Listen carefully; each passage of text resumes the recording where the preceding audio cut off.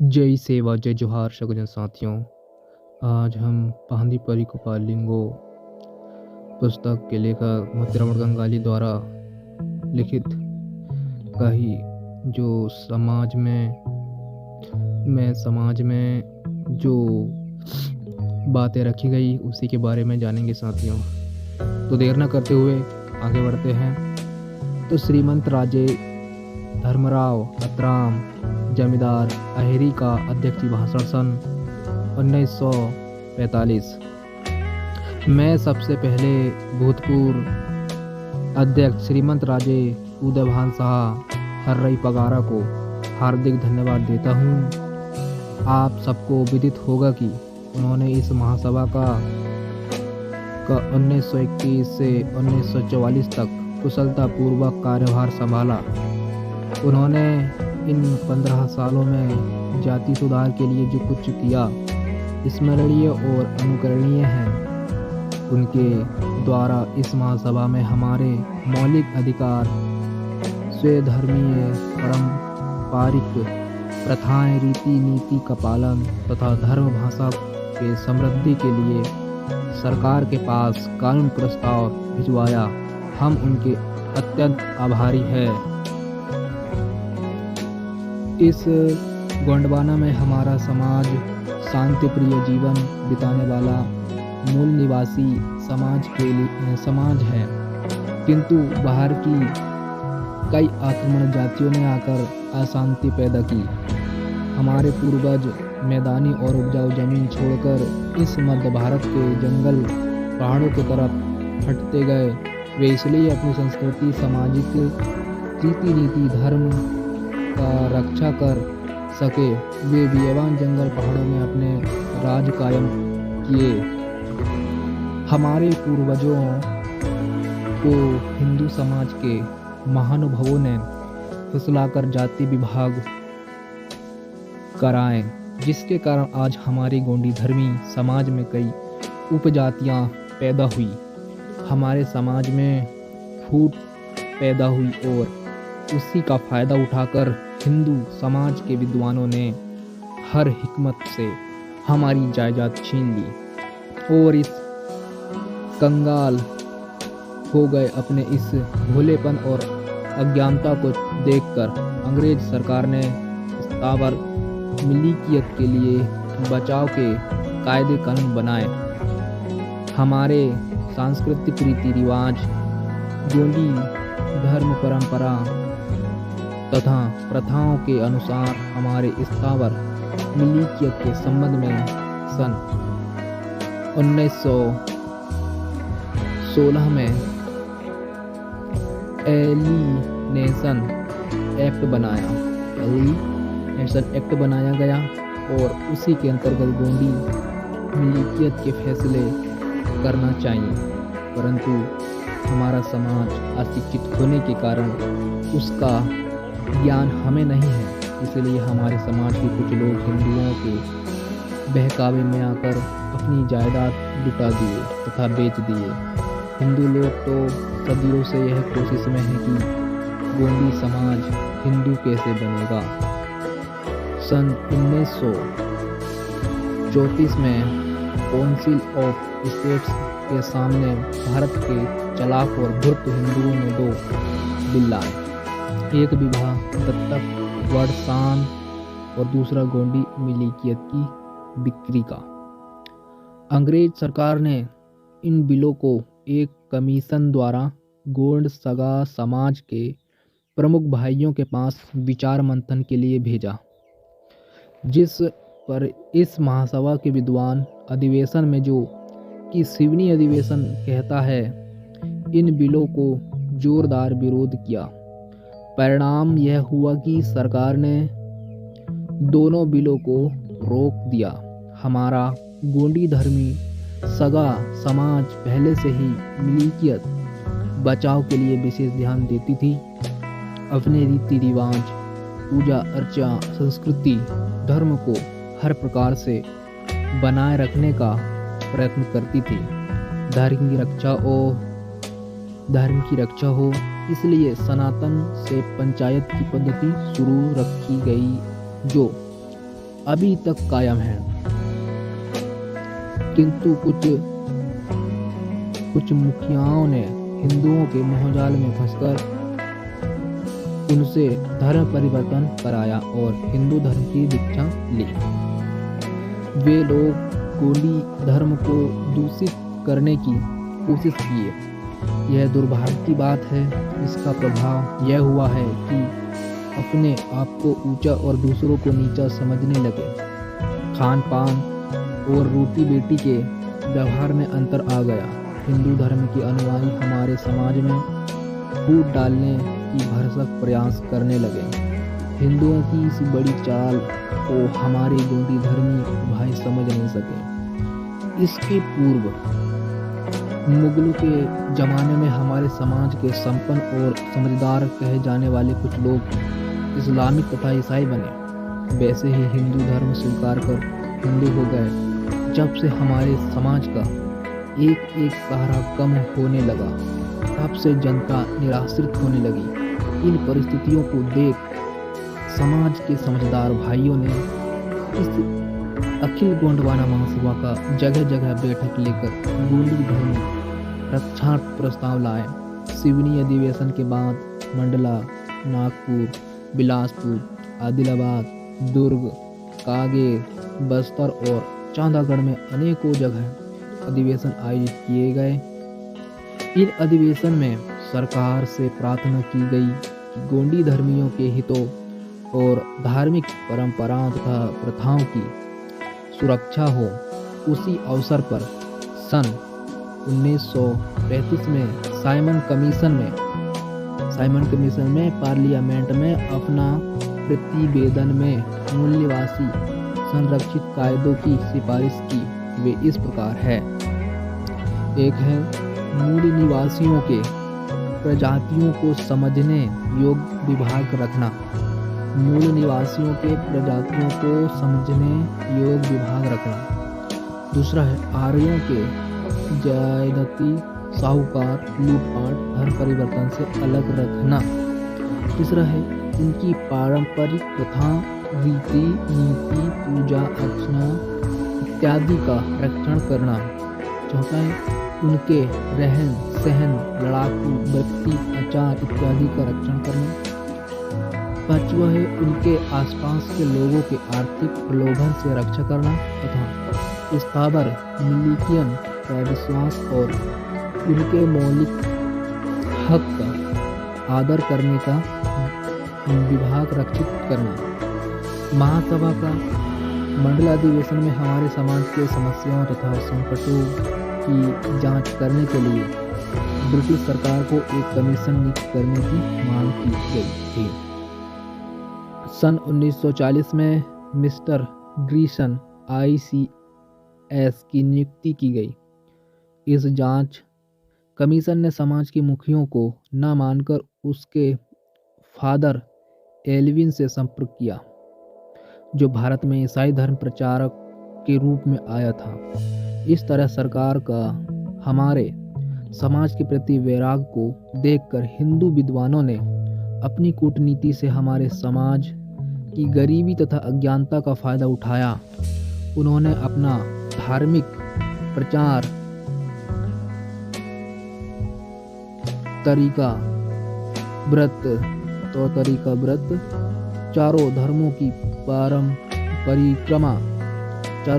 परिक्रमा, हिंदू विचार का प्रचार, सत्यनारायण की कथा का प्रचार, संस्कृत विद्या, मंदिर आदि खोलकर हमारे समाज का धर्म परिवर्तन करने के लिए अपनी कूटनीति से कार्य प्रणाली शुरू की। एक और हिंदू हमें हिंदू बनाने पर तुले हैं, तो दूसरी ओर ईसाई हमें आर्थिक प्रलोभन देकर मतलब पैसा हिला देकर हमको ईसाई धर्म अपनाने में तुले हुए हैं। प्रलोभन देकर गिरजा घरों, अस्पतालों के माध्यम से ईसाई बनाने पर तुले हैं। शिक्षा के अभाव से हमें हमारे पारंपरिक धर्म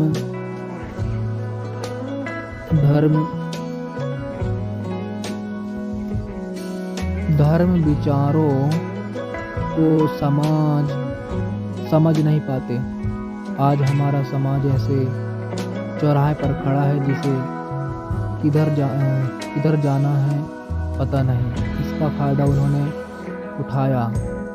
इस पर समझदार भाइयों को सोचना है। इस अधिवेशन में ये प्रस्ताव रखता हूँ जिन्हें सर्वमान्य किया जाए। एक है मूल निवासी गोंडी धर्मी समाज के लोगों की वास्तविक जनगणना हो और उसके जनसंख्या के संख्या की अनुपात में असेंबलियों में तथा नौकरियों में स्थान दे। दूसरा है शिक्षण की व्यवस्था उनके क्षेत्रीय भाषा में प्राथमिक एवं संपर्क भाषा के मुताबिक करे तथा मुआवजे के रूप में स्कॉलरशिप मंजूर करे। और फिर है तीसरा है गोंडी धर्मी रीति नीति के अनुसार स्थावर या मिलिकियत चल अचल संपत्ति का संरक्षण करना कानून करे।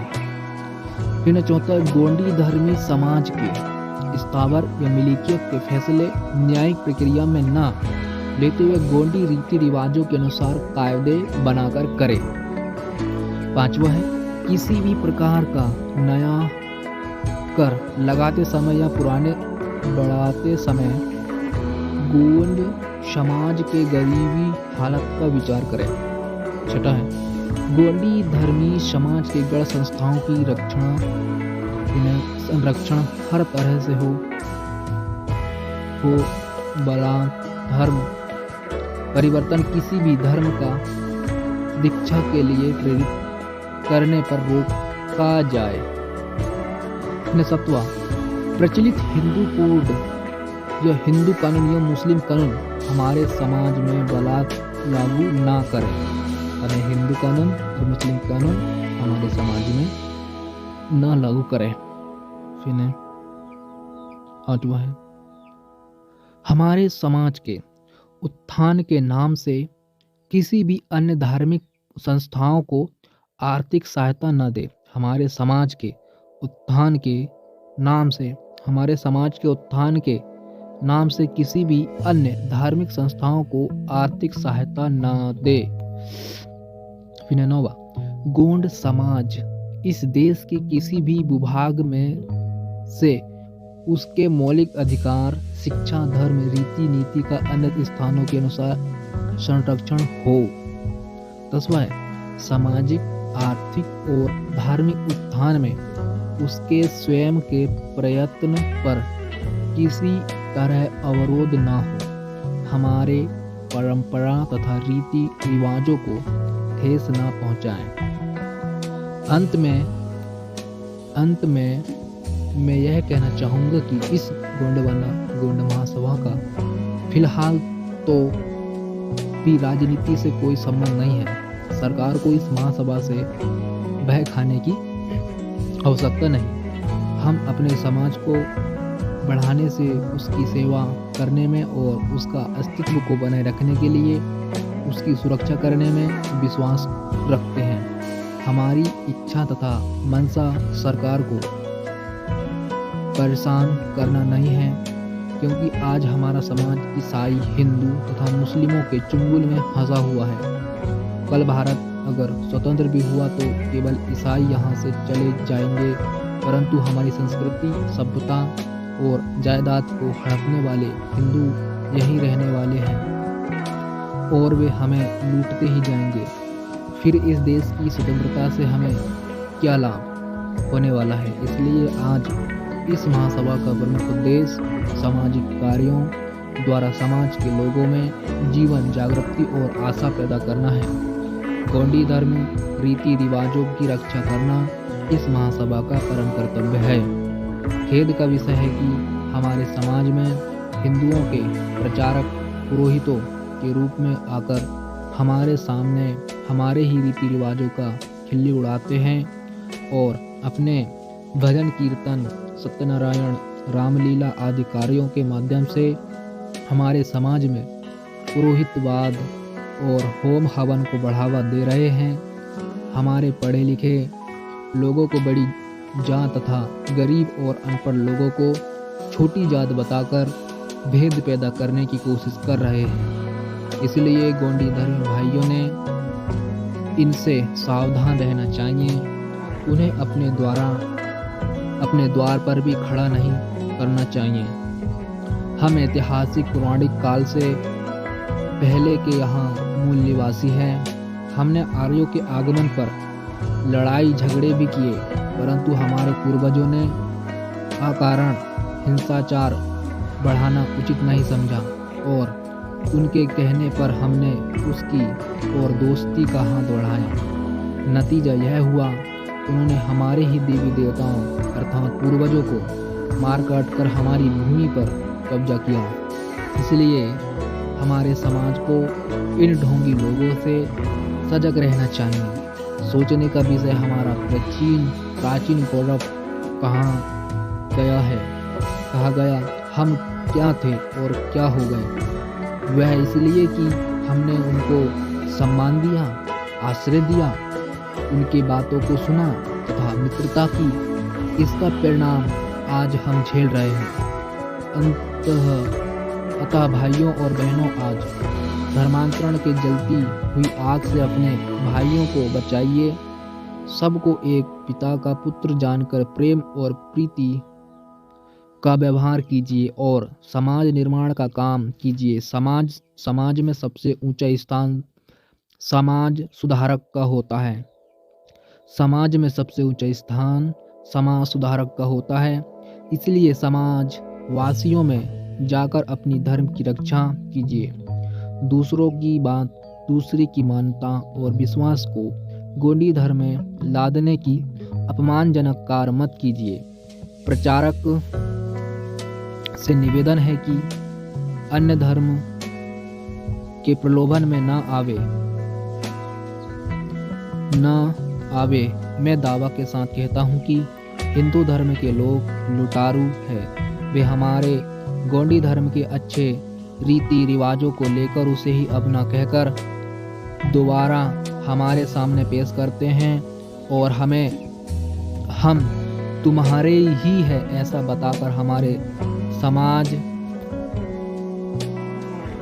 दोबारा हमारे सामने पेश करते हैं और हम तुम्हारे ही ऐसा बताकर हमारे समाज को भ्रमित करते हैं। परिणाम यह होता है कि हम उनको मानने लगते हैं और एक बार मान गए कि फिर वे अपनी मायाजाल से हमारा सब कुछ लूट लेते हैं। यह महासभा एक ऐतिहासिक है। इसके आयोजन से हमारी गिरती हालत और बदलते परिवेश में समाज की आने वाली पीढ़ी को जीवन ज्योति की प्रेरणा मिलेगी। जय सेवा गोंडवाना शोध संस्थान के सौजन्य से गोंडवाना दर्शन मार्च 1977 में प्रदर्शित। साथ ही आज समाज में ऐसे ही तो कम हुए हैं और भी ज़्यादा ऐसे समाज में लोग हैं जो कि अपने ही होकर हिंदू धर्म में जाकर घुस गए हैं और जो वो तो चल गए हैं, पर हमको भी हिंदू कहकर वह कहते हैं कि अपन में मिल जाओ हिंदू में, लेकिन ऐसा नहीं करना है। अपने इतिहास को जानना है, समझना है, साथ ही अपने पूर्वजों की बातें मानना। तो वीडियो बहुत लंबा हो गया है, बस इसको यहीं विराम देते हैं। सभी को जय श्री राम, जय जोहार।